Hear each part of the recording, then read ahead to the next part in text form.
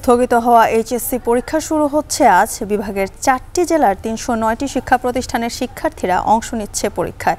পরীক্ষা সুষ্ঠুভাবে সম্পন্ন করতে নেওয়া হয়েছে সব ধরনের ব্যবস্থা।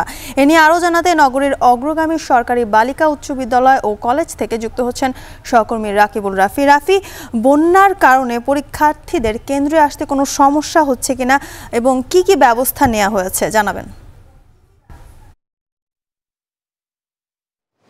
জ্যোতিকা, আপনি অবগত আছেন যে গত 30শে জুন সারা দেশে একযোগে এইচএসসি সমমান এবং কারিগরি শিক্ষা বোর্ড এবং দাখিল যে মাদ্রাসা পরীক্ষা শুরু হওয়ার কথা সেটা কিন্তু একই সাথে হচ্ছে না, কারণ সিলেটে বন্যা পরিস্থিতি অবনতি হওয়ার পর 20শে জুন অর্থাৎ দ্বিতীয় দফার মাঝামাঝি সময়ে আন্তঃ কমিটি শিক্ষা বোর্ড যে রয়েছে তারা তাদের সমন্বয়ে তারা একরকম নোটিশ জারি করে দিয়েছিলেন যে 30শে জুন যে পরীক্ষা শুরু হওয়ার কথা সেটি স্থগিত হয়ে 8 জুলাই পর্যন্ত স্থগিতাদেশ দেয় সেই সমন্বয় কমিটি। এবং একই সাথে সাথে আজকে 9 জুলাই এবং সারা সিলেট বিভাগের 4 জেলাতেই কিন্তু পরীক্ষা শুরু হয়েছে এবং পুনর্নির্ধারিত যে রুটিন রয়েছে তথ্য যোগাযোগ প্রযুক্তি আবশ্যিক যে বিষয়টি রয়েছে সেই বিষয়ে কিন্তু তারা পরীক্ষা দিতে শুরু করবেন আজকের এই সিলেট বিভাগে। এবং একই সাথে সাথে যেহেতু জানিয়ে দিই যে আমরা শিক্ষা বোর্ডের সংশ্লিষ্ট কর্মকর্তাদের সাথে কথা বলেছি, তারা বলেছেন যে পুরো বিভাগে 82,795 জন শিক্ষার্থীরা অংশগ্রহণ করবেন এবং এর মধ্যে ছেলে শিক্ষার্থী রয়েছে 33,000 এবং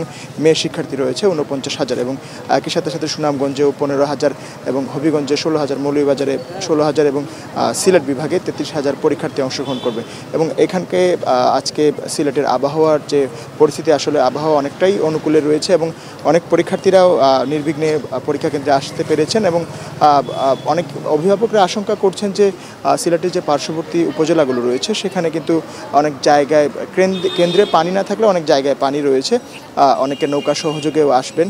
তো অনেক অভিভাবক যারা রয়েছেন এবং সংশ্লিষ্ট যারা রয়েছেন তারা আশঙ্কা করছেন যে অনেকে পরীক্ষা কেন্দ্রে সময় মতো উপস্থিত না হওয়ার যে আশঙ্কাটা সেটা রয়েই গিয়েছে। এবং একই সাথে সাথে আমরা যেটা জানিয়েছি যে দক্ষিণ সুরমা যেটি কলেজ রয়েছে সেই দক্ষিণ সুরমা কলেজে এবং বালাগঞ্জ ডিএন কলেজ যেটা কেন্দ্র রয়েছে সেটা বালাগঞ্জ ডিএন কলেজের কেন্দ্র পরিবর্তন করে বালাগঞ্জ সরকারি কলেজে নেওয়া হয়েছে, কারণ কেন্দ্রে ওখানে পানি ঢুকে গিয়েছিল। এবং দক্ষিণ সুরমার যে কলেজটা রয়েছে সেই দক্ষিণ সুরমা কলেজের আশেপাশে পানি থাকলেও কিন্তু যারা ব্যবস্থাপনা রয়েছেন তারা কিন্তু একরকম বালির বাঁধ দিয়ে শিক্ষার্থীদের আসা যাওয়ার জন্য একরকম সুব্যবস্থা করে দিয়েছেন। তো বলা চলে যে এখন পর্যন্ত কোনো রকম প্রতিকূল অবস্থা দেখা যায়নি, তবে পার্শ্ববর্তী উপজেলায় অনুপস্থিতির সংখ্যা বেশি হওয়ার আশঙ্কা রয়েছে।